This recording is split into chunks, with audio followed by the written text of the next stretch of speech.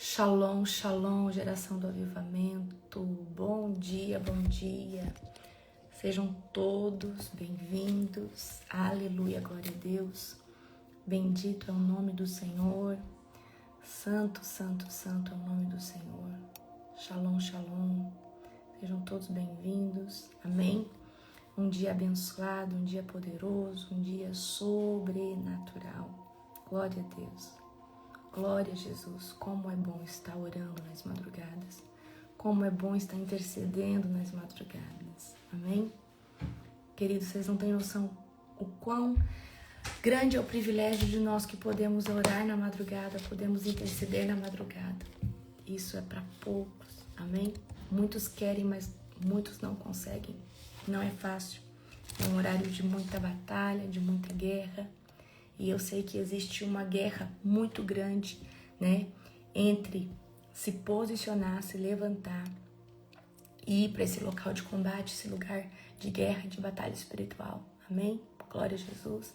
Então, parabéns para você que ora nas madrugadas, para você que clama nas madrugadas. Glória a Jesus, que você continue orando, que você continue intercedendo, que você venha despertar. Se você tá preguiçoso, porque eu sei que muitas pessoas assistem essa live depois, se você tá aí, né, depois da conferência, não conseguiu mais levantar, levanta, se posiciona. Agora mais que nunca, nós temos que interceder, amém? Gente, eu descansei, glória a Jesus, eu descansei, literalmente, eu tirei sábado e domingo pra mim descansar, pra mim dormir, pra mim, né, eu descansei. Eu sei quando eu descansei, porque aí eu fico agitada, né? Então aí ontem, na parte da tarde, eu já tava querendo organizar as coisas. Pra você ter noção, eu não arrumei nem minha mala ainda. Minha mala tá lá toda jogada lá no meu quarto. Não arrumei ainda, só lavei a roupa suja. Glória a Jesus. Mas já descansei, então hoje eu volto ativa, a todo vapor. Né? Amanhã, queridos, o PDF de vocês do jejum vai estar pronto, tá? Amanhã, provavelmente, eu acredito, né, que amanhã eu vou estar fazendo uma live. Só vou olhar qual que é o melhor horário para live, certo? Então, eu vou ver se amanhã eu faço a live ou meio-dia ou 7 da noite, né? Vou ver certinho e aviso vocês, tá? Qual que é o melhor horário para vocês assistir? Meio-dia ou 7 da noite? A live, fala pra mim. A live do jejum, né? Que eu vou estar explicando o jejum, como que é, como que faz, como que vocês vão estar fazendo, né? Fala pra mim qual que é o melhor horário pra vocês, meio-dia ou 7 da noite? Porque às vezes meio-dia você tá trabalhando, né? Então aí você fala pra mim qual que é o melhor horário. Então amanhã eu já vou à noite. Então tá, à noite às 19, né? Tem gente que meio-dia, vamos ver, 19. Ah, vai ter que ser às 19 então, gente. Vamos ver quem que vai ganhar, meio-dia ou 19 horas. Eu acho que é 19, hein? Eu acho que é às 19. Glória a Deus. Mas, gente, vai ser muito importante vocês assistirem essa live, tá? Eu vou entregar o PDF para vocês. Vou explicar como que vai ser feito. Amém? Vai ser poderoso, tá? Vai ser poderoso. Vai ser poderoso, poderoso. Amém? Então, amanhã, provavelmente às 19 horas. Pelo que vocês falaram aí. 19. Então, vai ser às 19. Amém? Glória a Jesus. Glória a Jesus. Vamos orar para nós começarmos? Querido Deus e Pai Todo-Poderoso, na autoridade do nome de Jesus, nós te glorificamos, Pai, nós te exaltamos, Pai, mais uma madrugada. Senhor Deus, fala conosco no nosso devocional. Senhor Deus, nos prepara, Senhor Deus, emocionalmente, espiritualmente, fisicamente, intelectualmente para esse jejum de 50 dias, para esses 50 dias de oração ininterrupta. Senhor Deus, nós vamos estar, Pai, 50 dias, começo de agosto. Que o Senhor venha nos preparar, que o Senhor possa nos dar toda a estrutura, em nome do Senhor Jesus. Em nome do Senhor Jesus. Que o Senhor venha nos preparar de forma poderosa, de forma sobrenatural, em nome de Jesus. É isso que eu oro, é isso que eu clamo, é isso que eu peço, Senhor Deus, nesse dia. Obrigada, Jesus, por tudo aquilo que o Senhor tem feito sobre as nossas vidas e por tudo aquilo, Pai, que o Senhor já está fazendo. Nós te amamos, Pai, nós te exaltamos, Senhor Deus. Fala conosco, Pai, no devocional de hoje, em nome de Jesus. Amém. Glória a Deus. Abram comigo em Números 17. Amém? Você que tem Bíblia, abra comigo em Números, capítulo 17. Amém? Gente, se vocês estão fracos de saúde, não façam jejum, tá? Não façam jejum, se recuperem ou façam algo mais brando, mais leve. Amém?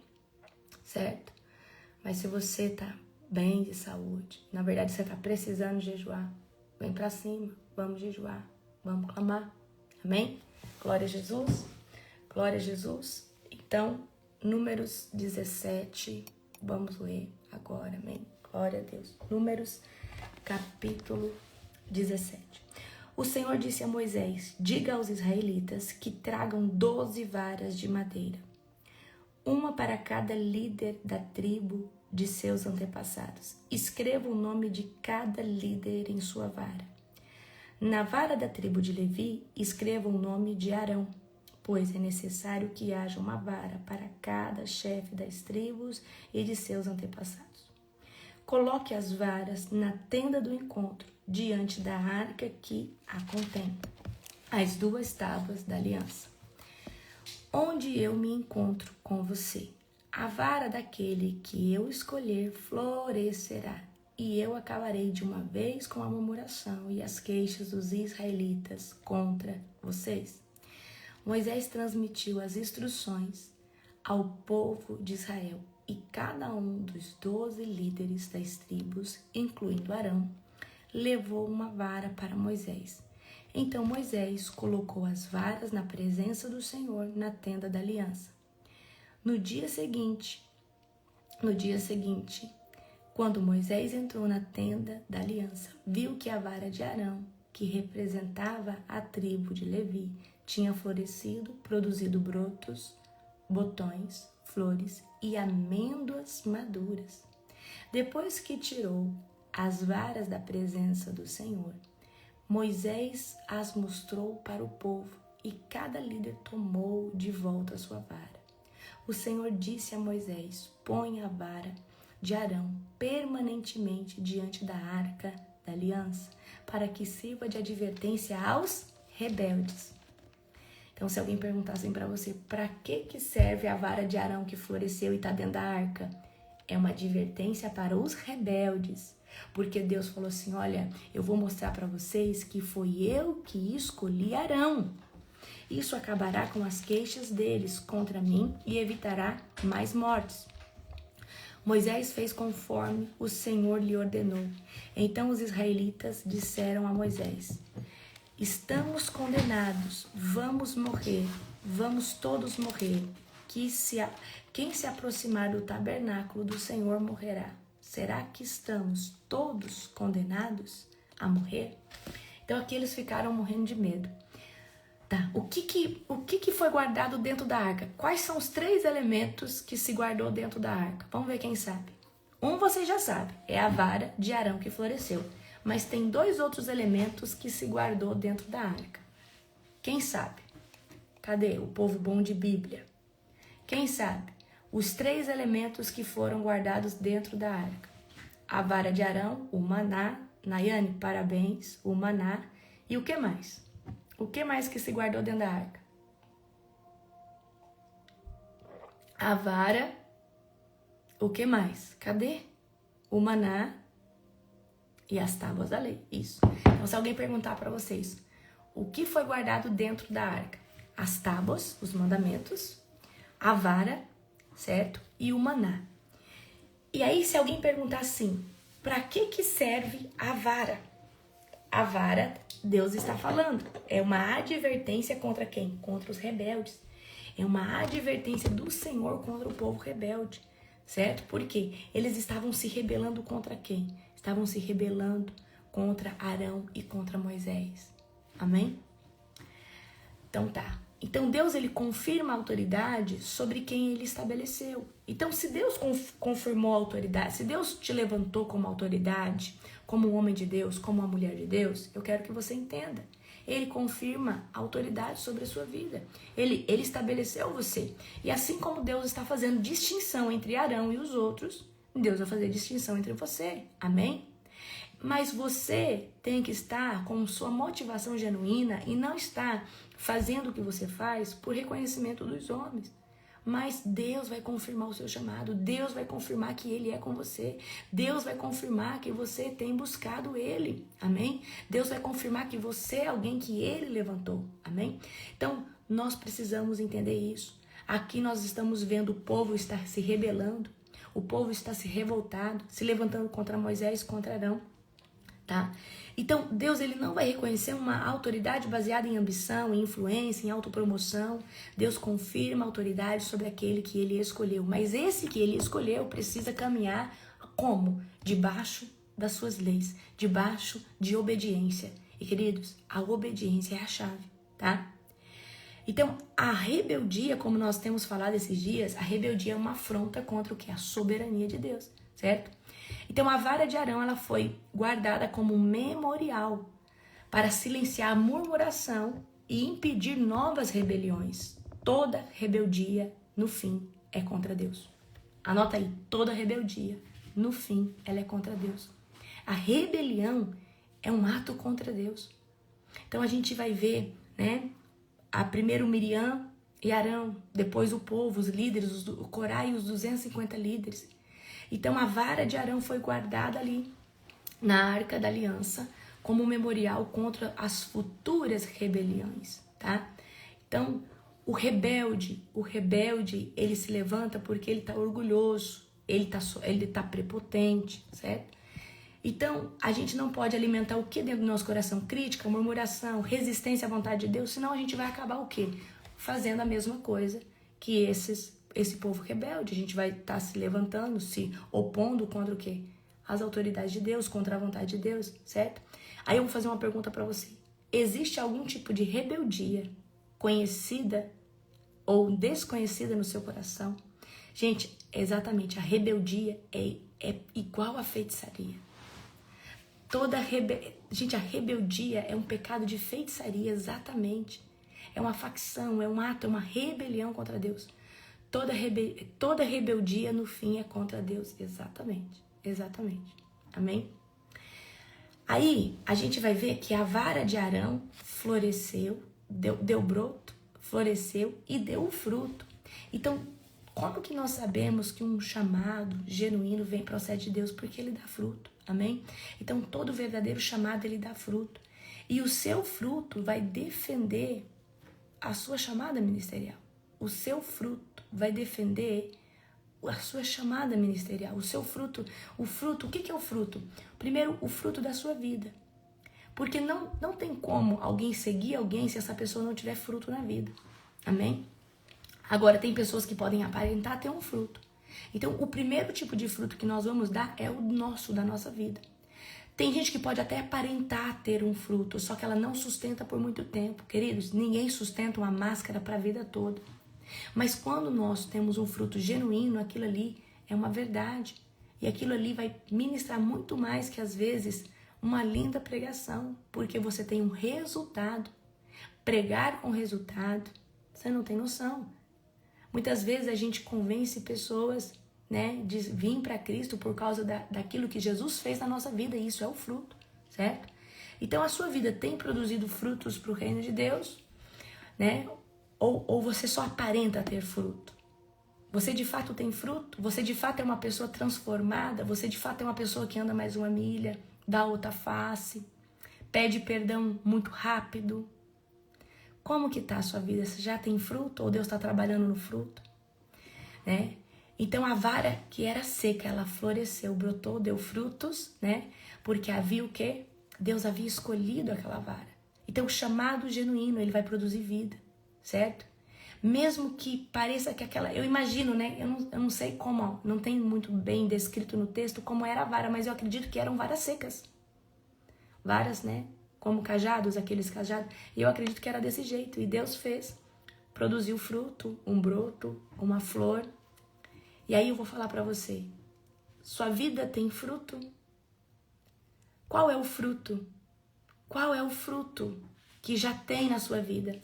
E se você já deu fruto na sua vida, você tem dado frutos na vida das pessoas? Porque quando uma pessoa é transformada pelo nosso chamado, porque nós estamos cumprindo o nosso propósito, aí vem o fruto o quê? O fruto ministerial, o fruto do seu chamado. Amém? Então, o temor do Senhor não pode nunca, querido, substituir a presunção. E o que é presunção? Presunção é uma pessoa que acredita, ela tem uma confiança exagerada nela mesma, ela acredita, né, no seu achismo, no que ela quer. Presunção é quando uma pessoa é presunçosa, ela se crê muito, ela acredita nela mesma. Isso é perigoso demais. Então, o temor do Senhor não pode substituir a presunção. E presunção é uma pessoa que acredita em si mesma, né? Nos seus caminhos, nos seus desígnios, enquanto a gente tem que aprender o quê? A temor, a depender somente de Deus. Amém? Então, depois, né, de Deus agir, o povo reconheceu a santidade e veio o quê? O temor. Então, olha só o que Deus tinha que fazer. Eu falo malabarismo, né? Deus já tinha abrido a terra, engolido Corá, engolido Abirão, Natã, Abiatã e Abirão. E aí, os 250 líderes já tinham sido consumidos com fogo. Aí agora, só agora, o povo começa a ter temor de fato. Então você vê que é um povo duro, é um povo com coração endurecido, amém? Aí, aqui eles viram, não, Deus está realmente com Arão. Deus escolheu Arão, amém? Nós não podemos, queridos, tratar a presença de Deus de qualquer jeito. Nós não podemos falar das coisas de Deus de qualquer forma. Nós temos que ter reverência, nós temos que ter, né? A gente tem que ter uma certa cautela no que a gente fala, em como a gente olha para as coisas, amém? Então a gente vai ver o que aqui? Temor do Senhor. O temor. Você tem temor? Você tem temor? Você teme? Você tem temor à presença de Deus? Você tem temor às coisas do Senhor? Nós temos que tomar muito cuidado, mas muito cuidado. Por quê? Porque se nós entrarmos nesse lugar de murmurar, de criticar, de falar mal, a gente vai entrar nesse contexto, sabe de quê? De rebelião. E isso é perigoso demais. Isso é perigoso demais. Então você vai falar assim, Senhor, mostra no meu coração aonde existe, Senhor Deus, no meu coração, uma rebelião. Aonde existe, Senhor Deus, um ato de rebeldia. Eu falei pra vocês, geralmente o órfão, a gente tem dois tipos de orfandade, né? A gente tem o órfão carente e a gente tem o órfão que é aquela pessoa que é totalmente rebelde, o órfão independente, né? Que ele é rebelde, né? Então fala assim, Senhor, tira de mim, porque o órfão, ele é uma pessoa que acha que não tem pai, não tem mãe. Às vezes ele é órfão de pai e mãe vivas, certo? Então ele é um órfão rebelde, ou ele é um órfão dependente emocional. Então você tem que falar assim, Senhor Deus, tira toda a rebeldia do meu coração. Tira toda a rebeldia do meu coração. Tira toda a rebeldia, tira toda a insubmissão. Fala assim, Senhor, me ensina a ser submisso à tua presença. Me ensina a ser submisso aos teus caminhos. Queridos, a gente só vai viver um evangelho genuíno a partir do momento que a gente toma a cruz, nega a si mesmo e decide caminhar todos os dias, né, debaixo da presença de Deus. Amém? Glória a Jesus. Ontem eu falei pra vocês sobre apostasia, sim ou não? Falei pra vocês sobre apostasia. E eu recebi muito feedback de vocês falando, né? Apóstolo, obrigada por esse conteúdo da apostasia, isso é muito importante. E aí eu falei pra vocês que eu ia falar sobre a diferença entre temperamento, caráter e personalidade, que é muito importante nós sabermos, tá? Então, isso aqui é muito importante vocês entenderem. Então, vamos lá. Primeira coisa que eu quero trazer pra você, porque isso faz parte da formação do ser humano. O ser humano, ele é alguém que ele é formado e ele é influenciado pela cultura, ele é influenciado pelo pai, pela mãe, você é influenciado geneticamente, biologicamente, você é influenciado culturalmente, pela cultura, você é influenciado, enfim, pela nação que você nasceu, você é totalmente influenciado e condicionado a ter um estilo de vida, um contexto, uma personalidade, tá? Mas temperamento é algo que nós nascemos, tá? Então vamos lá. Vou falar do temperamento primeiro, porque o temperamento, ele predomina muito mais em nós, porque é algo inato, ele nasce com uma pessoa, tá? E queridos, nós precisamos entender que temperamento é o seu tempero. Então vamos supor, para toda comida precisa-se de um tempero para que aquela comida seja típica, né? Vamos supor, a feijoada. A feijoada, ela é feijoada porque ela é feita daquela forma e ela é temperada daquele jeito e por isso que ela é o nome de feijoada. Então, existe um tempero típico, né? Então, quando a gente fala de feijoada, a gente vai lembrar do quê? A gente vai lembrar de, pelo menos a que a minha mãe faz, né? Ela corta laranja, ela põe folha de louro, né? Então, eu tenho algumas especiarias que são típicas. Então, temperamento, prestem atenção. Temperamento é o seu tempero. Qual que é o seu tempero, tá? Então, o temperamento, o que ele é? Ele é um conjunto de tendências naturais com as quais a pessoa nasce, tendo uma forte influência genética e biológica. O nosso temperamento, ele tem uma carga genética, tá? Muito grande, influência o quê? Genética e biológica. Do seu pai ser assim e da sua mãe ser assado e você nasceu exatamente, tá? Ou às vezes você nasceu igual ao seu avô, mas é algo que é algo, queridos, que você nasceu, é inato, tá? Inato, você nasceu com uma pessoa. Então você vai ver que às vezes tem crianças que nascem, que já são altruístas, crianças que são mais quietinhas, crianças que são mais reservadinhas e outras já são falantes, sim ou não? Então isso já é o tempero, é o temperamento, é a forma que essa pessoa reage ao mundo. Então o que é o seu tempero? É a forma que você reage ao mundo, mais tímido, mais ousado, é a forma que você, né, que você interage com o mundo, que você, né, conduz as coisas. Então, temperamento é inato, nasce com a pessoa, certo? Aí, ele é relativamente estável, tá? Ele é influenciado pelas nossas emoções e reações. E ele pode ser amadurecido, mas não pode ser totalmente mudado. Por quê? Você nasceu com esse temperamento. Ele pode ser melhorado, ele pode ser amadurecido. Então, vamos falar que o temperamento ele pode ser amadurecido. Amadurecido. Então, a pessoa... Vou dar um exemplo aqui para você. Você era uma pessoa, né, antes de se converter, com temperamento sanguíneo. Ou seja, você fala tudo que vem na sua cabeça, você age precipitadamente, você não aguenta, você explode muito rápido. Mas quando você se converteu, o Espírito Santo amadureceu mais isso daí e agora você consegue se conter mais. Mas é algo ainda muito forte em você, porque é o seu tempero, tá? Certo? E queridos, temperamento é algo estudado pela ciência. Deixa eu falar uma coisa para vocês. Nós não podemos ser ignorantes de começar a falar que tudo que a ciência estudou e alcançou é do diabo. Gente, isso é um fato, é um tempero para que a psicologia possa entender melhor as pessoas. E o jeito, e entender a forma de cada um, porque nós não somos iguais. O espírito... Gente, eu falo para vocês aqui, eu sou tratada, esmagada, passada na olaria, mas eu não deixei de ser colérica. E eu luto muito com o meu instinto colérico, mas hoje ele é dominado pelo Espírito Santo. Antes ele não era, tá? Antes ele não era, eu era muito briguenta.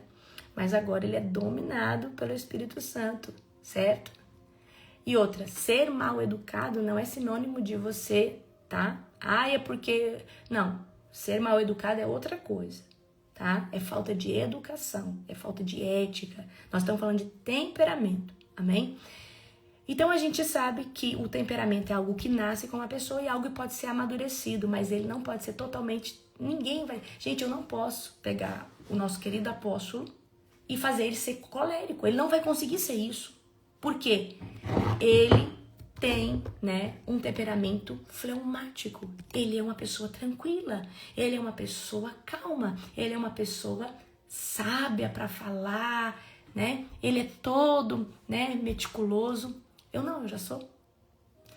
Então eu não posso querer que ele seja eu e eu não posso ser ele. Eu não dou conta. Amém? Nós temos, né, os 4 principais temperamentos, que é, talvez você se identifique com algum. O sanguíneo, né? Os pontos fortes. Vou falar só ponto forte, tá, gente? Não, vou falar os pontos fortes e os pontos fracos, tá? Então vamos lá, sanguíneo. O sanguíneo, ponto forte. Quem é sanguíneo? Deixa eu... eu vou falar o sanguíneo e você vai lembrar de alguém que é assim. O sanguíneo, ele é falante, comunicativo, entusiasmado, carismático, criativo e otimista, tá? Agora, qual que é os pontos fracos? Impulsivo, disperso, fala sem pensar, inconstante e tá sempre buscando aprovação. Isso aqui é o sanguíneo, ok? E aí o sanguíneo, ele sempre fala, se arrepende, né? Mas eu vejo também que o sanguíneo é aquele que ele age, mas daqui a pouco tá tudo bem, tá tudo certo, ele já fez as pazes. Já não é assim o colérico, né? Tá, então vamos lá no colérico agora, tá? Colérico, pontos fortes, um líder natural, determinado, corajoso, objetivo e proativo. Pontos fracos, autoritário, impaciente, orgulhoso, explosivo e tem dificuldade em ouvir. Isso aqui é o colérico puro, tá? Então o colérico é aquele que é um líder nato, ele tem voz de comando, só que às vezes ele é autoritário demais, tá? Ele não sabe falar de maneira mansa, às vezes ele tá falando, mas ele tá gritando e a pessoa tá, né? Então, às vezes tem gente que às vezes tem medo de mim, mas não, é meu jeito de falar. Eu falo dessa forma, né? Eu não consigo falar mais doce, mais manso. É o meu jeito de falar, é esse, né? E não é por isso que eu estou brigando, certo? Então, às vezes o apóstolo fala assim, amor, por que você tá brigando? Eu falei, amor, não tô brigando, eu tô falando naturalmente. É que você acha que eu tô brigando, mas eu não tô brigando. Né, amor? É o meu jeitinho de falar, né? Eu já peço perdão, falo, amor, perdoa se você pensou que eu estou brigando, mas o tom de fala é um tom autoritário. Gente, vou falar um tempo pra você, Jesus tem que para pegar um colérico. Você fala assim, se você é uma sanguínea, você é uma sanguínea tratada hoje, amém? Ou tratado, um colérico tratado, eu sou uma colérica tratada para a glória de Deus. Porque eu era terrível, amém? Melancólico. Melancólico, às vezes a gente fala assim, né? O melancólico, olha só, melancólico, pontos fortes, organizado, profundo, analítico, sensível e perfeccionista, melancólico. Quais são os pontos fracos? Autocrítico, se autocritica demais, pessimista, muito exigente, medo de errar e dificuldade para superar as frustrações. Então isso aqui é o melancólico. O melancólico são as pessoas mais analíticas que existem, né? Mais perfeccionistas, profundos, são extremamente organizados, melancólicos, tá? Também o melancólico, o problema melancólico é que ele se autocritica, ele é muito exigente com ele mesmo, ele tem muito medo de errar, então isso aqui é muito ruim, certo? Vamos lá. Esse aqui é os temperos, tá, gente? Nós estamos falando, temperamento. Fleumático. Seu apóstolo de vocês é fleumático. Calmo, paciente, diplomático, equilibrado e um bom ouvinte. E seus pontos fortes. Pontos fracos. Procrastina, evita conflito, passivo. Gente, esse apóstolo de vocês evita conflito e eu quero brigar. Não é não, apóstolo? É. Ele é na diplomacia e eu falo, não, amor, eu não quero saber mais. Eu não sei. Guarda a espada. Ele fala, guarda a sua espada. Ele fala, guarda a sua espada, calma o seu coração. E ele é todo diplomático, equilibrado. E eu falo, não quero saber, não dou conta mais. Ora aqui pela minha vida, para Jesus me acalmar. E aí ele é todo, né? Ele é todo paciente, calmo, diplomata, equilibrado, bom ouvinte. Aí qual que é os pontos fracos? Procrastinação, evita conflito. Gente, evitar conflito é bom, por um lado. Mas muitas vezes, para as coisas resolvermos, a gente tem que confrontar. E eu quero confrontar.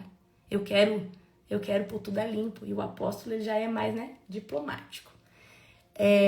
Pouca iniciativa, resistência às mudanças, né? Passivo. Então, aqui nós temos os 4 tipos de temperamento. E às vezes você pode ter um mesclado com o outro. Às vezes você pode ser um colérico, mas também junto com um sanguíneo. Você pode ser um sanguíneo, né? Você pode ser um melancólico, fleumático. Então, nós vamos ter, né, nós vamos ter uma imersão poderosa chamada O Confronto. Nós vamos falar um pouco sobre isso aqui. Mas o que é o seu tempero? Tempero, eu quero que vocês lembrem, é o tempero que você nasceu. Tempero, você nasceu com esse tempero, né? Então, nós podemos dosar o tempero? Sim, talvez você veio com muito sal. Nós vamos tirar um pouco desse sal, tirar um pouco dessa pimenta e nós vamos dosar, mas não tem como deixar, não tem como deixar de você ter o tempero que tem. Tem como nós equilibrar, tá?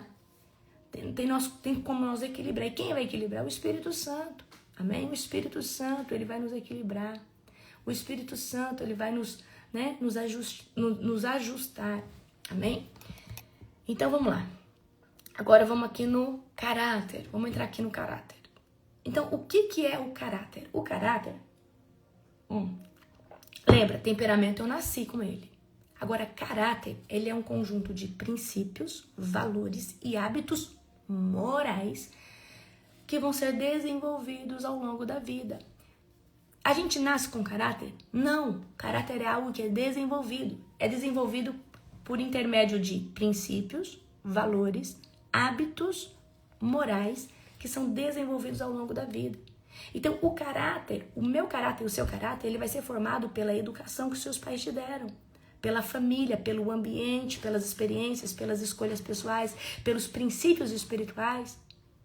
Então, o caráter ele vai ser transformado por arrependimento, disciplina. Então, né, geralmente, né, alguns profissionais dizem que o caráter ele não pode ser transformado. Mas eu creio que só Jesus pode transformar o caráter, porque Jesus ele pode ressignificar o caminho de uma pessoa. Então, tudo que seu pai te ensinou, olha, você não pode pegar nada que não é seu, isso é um princípio. Filho, se você achar alguma coisa que não é seu, você vai devolver, né? Filho, você vai... Se você sujou, coloca o papel no lixo. Então, isso são princípios, valores, né? Hábitos morais, né? Hábitos de você fazer o que é certo. Então, por isso que eu falo, a maior parte do nosso caráter é formado até os 7 anos de idade. Tudo que seu pai te ensinou. Então, pai e mãe investe na vida dos seus filhos, na educação. Então, tudo aquilo que o seu filho vê você fazer e você ensina, então ele vai ali, daquilo ali vai se desenvolver mais caráter.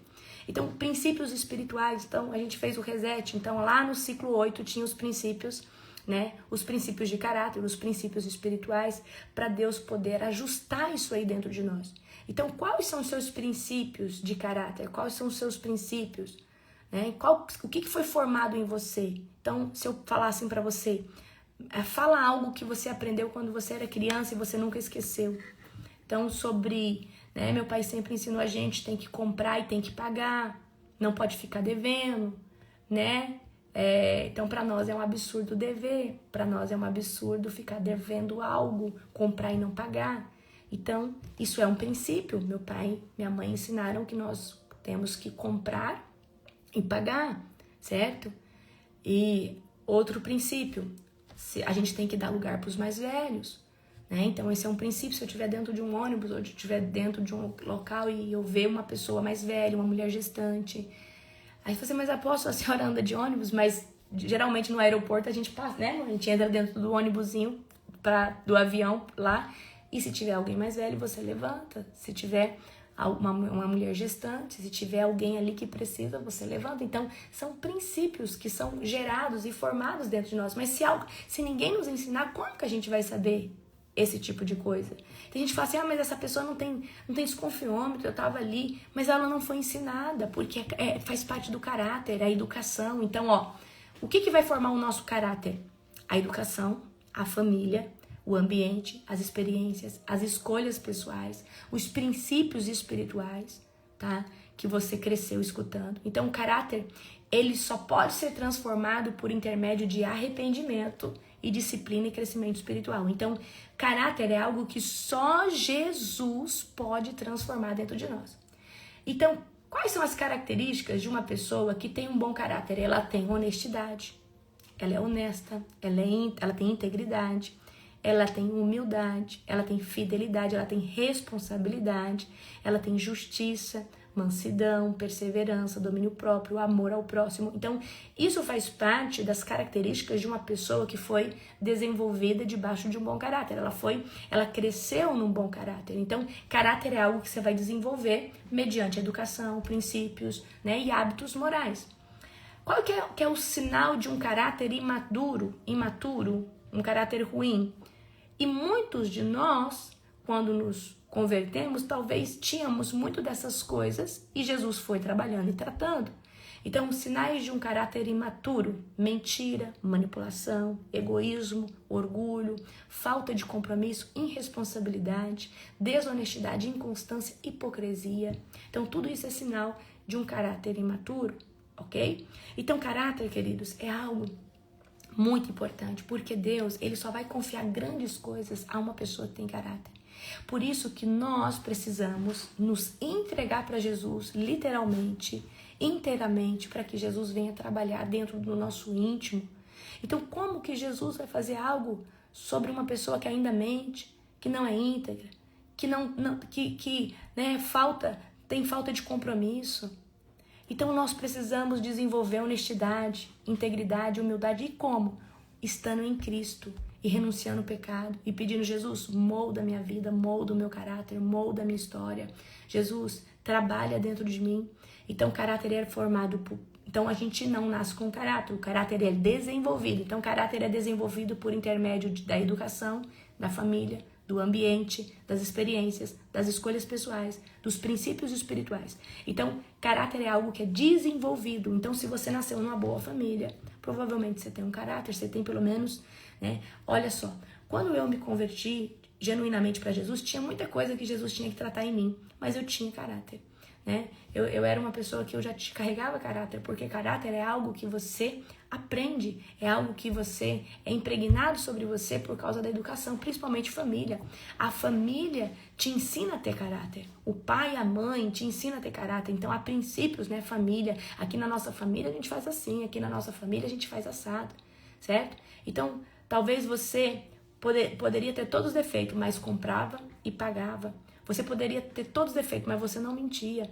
Então, isso é o quê? Algo que foi moldado sobre você, foi exercitado em você quando? Quando você nasceu e cresceu ali naquele ambiente, foi ensinado, aprendeu esses princípios. Então, caráter, ele é formado. Por isso que é muito importante, uma vez que a gente se converte e a gente começa a andar com o Senhor e Jesus começa a trabalhar, com quem que você vai andar? Queridos, toda pessoa que você caminha, ela vai te ensinar algo e ela vai aprender algo com você. Então é muito importante nós caminharmos com pessoas de caráter. Pessoas que são honestas, pessoas que são genuínas, tá? Então, nós precisamos desenvolver isso daqui, ó.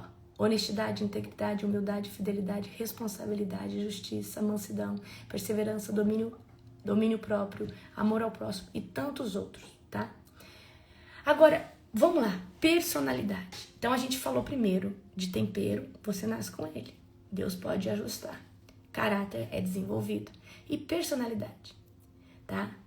A personalidade é uma maneira única, individual de uma pessoa, de como ela pensa, de como ela sente, de como ela se comunica, de como ela se comporta. Então, o que é personalidade? A personalidade é a sua maneira única de ser. Então, eu tenho uma maneira única de ser. Você tem uma maneira única de ser. Eu tenho uma maneira única de pensar, de sentir, de me comunicar e de me comportar. Amém? Então, a personalidade é algo que vai resultar na interação entre o temperamento, entre o caráter, entre as experiências de vida, entre a cultura, a educação, relacionamentos e ambiente. Então, a personalidade vai envolver tudo. Caráter, o temperamento, as suas experiências de vida, a cultura, a educação, os relacionamentos, o ambiente. Então, a sua personalidade é a sua maneira única de ser, de sentir, de viver, de experimentar, de ter experiências, de se comportar. Então, personalidade é o conjunto de tudo que vem do caráter, vem do temperamento, das experiências, da cultura, enfim, tá? A nossa personalidade, ela pode ser transformada ao longo do tempo conforme uma pessoa amadurece e exercita novas experiências e tem novas experiências. Então, vou dar só um exemplo para você. Você não é mais a mesma pessoa do ano passado. A sua personalidade, ela se intensificou, ela amadureceu mais, ela melhorou. Então, de um ponto de vista cristão, nossa personalidade só vai melhorando conforme nós vamos avançando em Cristo. A gente faz 50 dias de jejum e de oração, a nossa personalidade ela já é transformada. A gente já não é mais aquela mesma pessoa, certo? Então, o que a personalidade influencia? A personalidade influencia na nossa forma de falar, no estilo de liderança, do seu estilo de liderança, no seu estilo de comunicação. Então, por exemplo, a minha comunicação há 10 anos atrás era muito pobre.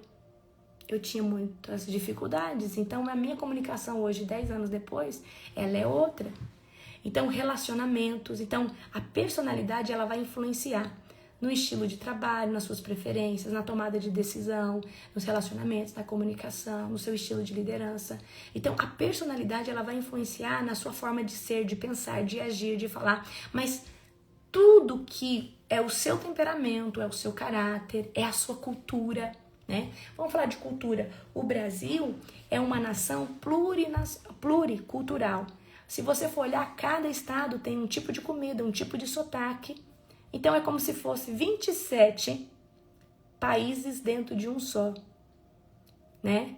Falando a mesma língua, mas com sotaques diferentes, certo? Então, isso é o quê? Isso é a cultura. Então, a cultura influencia também na nossa personalidade, tá? Nossa personalidade. Então, vamos aqui resumir aqui um pouquinho, tá? Temperamento, nós nascemos com ele, tá? Caráter, a gente vai desenvolver. E personalidade é a forma como você se apresenta no mundo, né? Personalidade é a forma que você se apresenta ao mundo, tá? Temperamento, tá muito influenciado a nossa base biológica.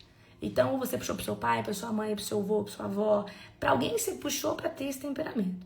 Veio de alguém, certo? Caráter, tá? Caráter tem uma base moral e ética. Nós aprendemos caráter, certo? Caráter é algo que vai ser aprendido. Então, é aprendido pela escola, pelos pais, pela família, certo? Personalidade é um conjunto, certo? Que vai trazer o seu modo de agir, de pensar e de sentir. Personalidade, né? Temperamento. Dá para transformar?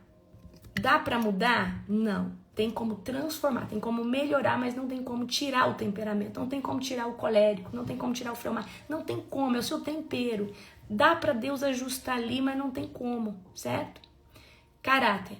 Pode ser profundamente transformado, mas eu creio que somente por Cristo que pode ser transformado. E personalidade, nós podemos evoluir. A nossa personalidade é algo que nós podemos melhorar. Então, eu sou uma versão de mim mesma muito melhor que a do ano passado e muito melhor que a do ano retrasado. E assim você também, conforme as suas experiências, conforme as suas buscas em Deus, conforme o seu crescimento espiritual. Amém? Temperamento. Influencia nas nossas emoções? Sim.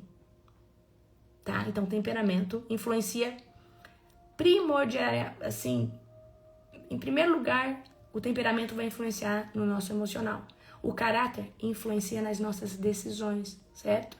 E a personalidade influencia no nosso comportamento e nos nossos relacionamentos. Então, vamos lá aqui de novo. Temperamento influencia diretamente aonde? No emocional. Caráter nas nossas decisões. E a personalidade vai influenciar tanto no comportamento quanto nos nossos relacionamentos. Ok? Então, por exemplo, temperamento. Como que eu reajo naturalmente a uma falta de educação? Ali você sabe quem você é.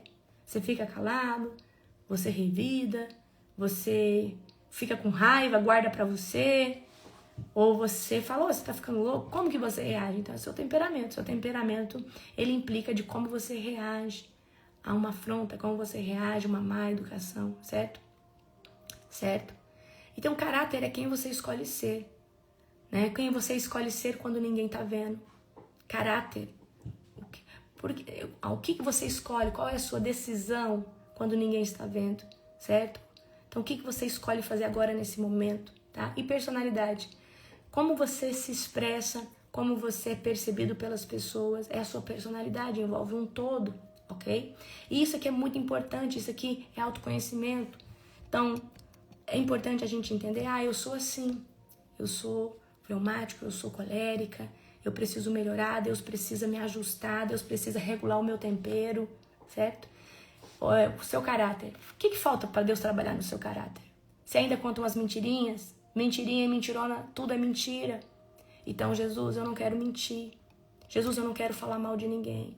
Jesus, eu não quero ter esses pensamentos. Então, isso aí implica também no seu caráter, que você já não quer mais ter aquele comportamento. E você fala, Jesus, eu quero ter outro comportamento, eu quero ter outra maneira de ser, eu quero ter outro estilo. Senhor Deus, eu não quero estar só nessas coisas, fazendo isso, fazendo aquilo. Então, isso aí é o que? Caráter, tá? E, gente, a melhor forma para Jesus tratar o caráter é você se arrependendo, você precisa confessar, tá? Você precisa confessar, fala, Jesus, eu ainda conto umas mentirinhas, Jesus, eu ainda faço isso, Jesus, eu viro e mexo, eu tô com esses pensamentos, eu tô desse jeito, certo? E a personalidade é a sua forma de ser, de pensar, de agir, de falar, de se impor, ok? Certo? Glória a Jesus. Então, por que é importante nós entendermos sobre nós mesmos? Porque eu falo pra você, tem pessoas que não gostam de pessoas autoritárias, porque talvez foram muito machucadas por pai ou uma mãe autoritária. Então, quando você está diante de um colérico, você repele aquela pessoa, mas porque você tem feridas com aquele jeito de ser, certo? E isso é muito importante a gente entender, pra gente ter um nível de consciência, de entender, não, tem pessoas que são assim. Tem pessoas que são assadas. Isso é um jeito de ser. Isso é um tempero de alguém. Então, porque, queridos, senão a gente acha que tudo é uma ofensa pra nós. A gente vive com o coração ofendido. E tem gente que vive com o coração ofendido. Mas você viu que o jeito que o fulano falou? Mas o fulano é colérico, ele fala desse jeito, não é sobre você. Nós temos que ter, queridos, uma percepção de mundo em que tá todo mundo correndo atrás da sua própria vida e querendo melhorar. São poucas as pessoas que realmente ficam cuidando da vida do outro, porque elas são recalcadas, invejosas, não têm sucesso, não têm êxito. Mas a maioria das pessoas, elas estão cuidando da sua própria vida. Elas estão cuidando das suas coisas. Então, tem gente que tem a síndrome de que tudo é sobre ela, e tudo é pra ela, e tudo é em prol dela. Deixa eu falar pra você, nem tudo é sobre você. E a gente precisa ter esse entendimento. Peraí, eu tô cuidando da minha vida. Peraí, eu me senti rejeitado aqui, mas é porque eu sou fleumático, eu sou meio melancólico, eu fico na minha, eu também não converso, eu também não falo oi, eu também não me apresento. Então, o nosso tempero, muitas vezes, nos coloca num lugar de rejeição. Ou num lugar, né, de ser invasivos. Então, o colérico, muitas vezes, um colérico não tratado, ele é invasivo demais. Um colérico que não foi ajustado pelo Senhor, ele é invasivo, ele se intromete, ele dá opinião onde ele não foi chamado. Mas quando ele tem... Gente, você vai vencer na vida o dia que você conseguir ficar em silêncio. O silêncio, hoje, é a minha maior arma de guerra. O silêncio é a minha maior arma de guerra. Você sabe por quê?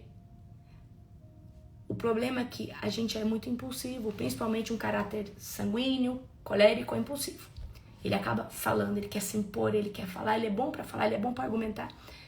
Mas quando você usa o silêncio é a nossa maior arma de guerra. E aprender a ficar calado, aprender a não se defender, aprender a não se posicionar onde você pode se posicionar, mas porque não vale a pena. Queridos, tem guerras que não vale a pena você argumentar, falar, porque não adianta. Essa pessoa só pode ser convencida pelo Espírito Santo e não vai ser convencida por você. Amém? Então, o silêncio é a minha maior arma de guerra. O silêncio. E tem pessoas que ela quer tocar num assunto, ela quer falar algo, você sabe pra quê? Pra te cutucar. E aí você fica calado. Então eu vou ensinar pra vocês 2 armas de guerra. Poderosas. Uma eu já falei aqui, que é o silêncio. Mas a arte de observar. eu quero que vocês comecem a fazer esse exercício. Eu vou ensinar vocês 2 armas de guerra. Observar e ficar em silêncio.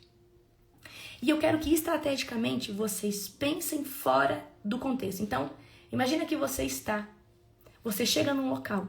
Eu quero que você observe tudo que tem nesse local. Quero que você observe o que tem no local, como a pessoa chegou, o que essa pessoa... Observe as pessoas, a arte de observar, ela é muito importante. A arte de observar. Observe. Queridos, se você observar, você já consegue ver quem é a pessoa, o que ela está fazendo ali, qual que é a intenção dela, no observar. E aí eu quero que você imagine, a arte do silêncio é você poder estar num contexto de uma conversa, aonde você escolheu ficar em silêncio para ganhar a guerra. Ganhar no sentido de quê?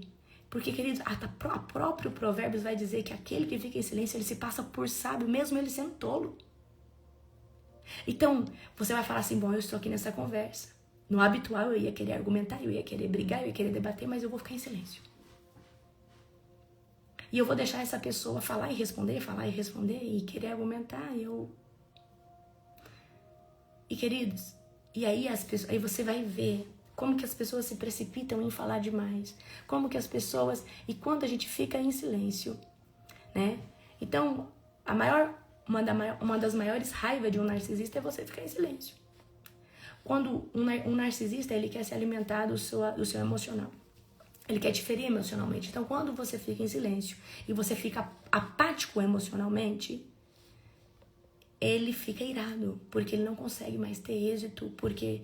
O narcisista, ele precisa se alimentar do seu emocional e ele não dá conta. Então, 2 armas de guerra. Observar, presta atenção, observar e ficar em silêncio. A arte de observar é observar tudo. É observar o que uma pessoa fala. Gente, vocês não têm autoconhecimento. Mas se vocês tivessem esse negócio de autoconhecimento, se entender o próximo, entender... Por isso que eu vou fazer essa imersão do confronto. Quando você chega no local, aquilo que aquela pessoa mais critica, mais fala, é aquilo que mais está vinculado ao coração dela. Certo?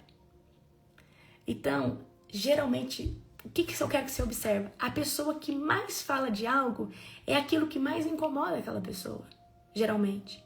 Então, por exemplo, às vezes você chega num local e a pessoa começa... Enfim, ela começa a falar de algo e fala daquilo e não sei o quê. Você pode ter certeza que aquilo ali está no coração dela e incomoda ela. Existe algo ali sobre aquilo. Então, o que eu quero que vocês aprendam? Quando a gente tem a arte de observar, a gente fala, essa pessoa gosta tanto de falar sobre isso. Será que não é isso que está vinculado ao coração dessa pessoa?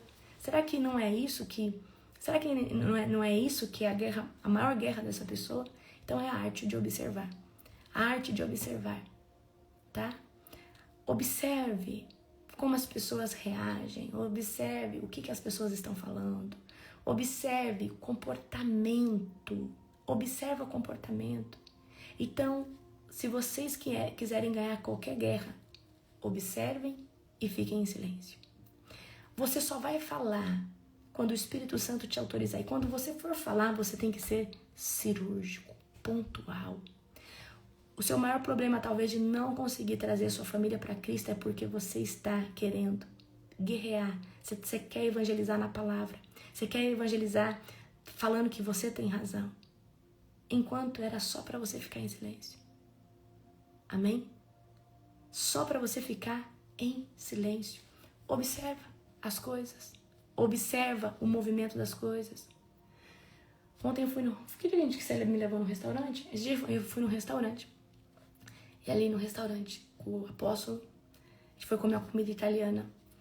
E aí no restaurante, eu parei e fiquei observando os garçons, fiquei observando, né?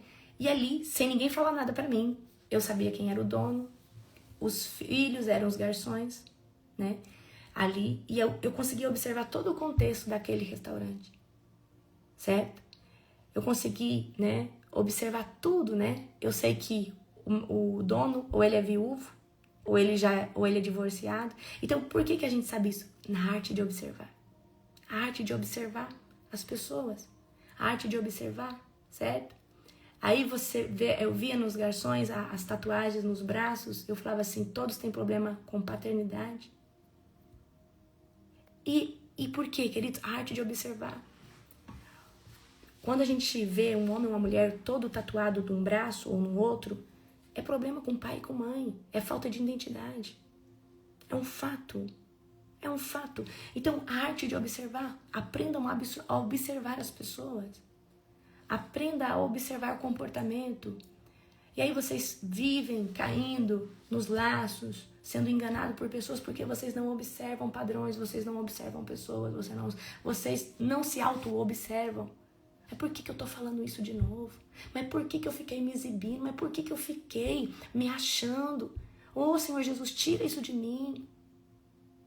Então, 2 ferramentas para vocês praticarem. A arte de observar, certo? A arte de observar. Geralmente, quem tem tatuagem nos braços, tá? Tatuagem nos braços. Problema com identidade. E geralmente problema com pai e mãe. Certo? Tem ali uma ferida paterna, uma ferida materna, uma ferida de identidade principalmente, certo? Então, a arte de observar. Observem, aprendam a observar contexto, coisas, certo? É igual a pessoa que faz um favor pra você, aí direto ela fala, fulano, faz isso pra mim, porque aquele dia... Gente, se é um favor que é cobrado, nunca foi favor... Aí vocês não conseguem observar isso. Porque favor é um favor. Eu te fiz um favor pra você. Você não me deve nada. Mas porque o fulano faz um favor. Ele não pode... Se o fulano fez um favor pra você, ele não pode cobrar esse favor. Você consegue entender isso? Então, nós precisamos observar. Observar. Quem são as pessoas? O que elas querem de nós? Como que elas reagem a um não nosso? E é sobre isso. Tem gente que você só vai ser útil até você servir para alguma coisa. O dia que você não tiver mais nenhum tipo de utilidade, essa pessoa te descarta, você geralmente já não vai servir mais para ela. Então, a arte de observar. Então, vocês vão ficar bom em comportamento? Vão ficar bom em comportamento, vão ficar bom. Eu vou ensinar tudo isso para vocês numa imersão poderosa. Tô decidindo ainda o dia, se vai ser dia 5 de setembro ou dia 29. Eu acredito que vai ser dia 5 de setembro a nossa imersão, provavelmente. Essa imersão, tá? Vai ser poderoso demais aquilo que Deus vai estar fazendo. Amém? Glória a Jesus. Vai ser sobrenatural. Amém? Glória a Deus. Queridos, eu quero desejar para vocês um dia sobrenatural. Amanhã eu vou fazer uma live à noite, amanhã, às 19 horas. Eu vou fazer uma live falando sobre o jejum de 50 dias, como que nós vamos fazer, como que nós vamos, Nós vamos começar ele dia 1º de agosto e nós vamos até o dia 20 de setembro, vai ser sobrenatural, serão 50 dias cravados, 50 dias poderosos, amém? Vai ser sobrenatural, glória a Deus. Um dia abençoado, um dia poderoso. Beijo, amo muito vocês.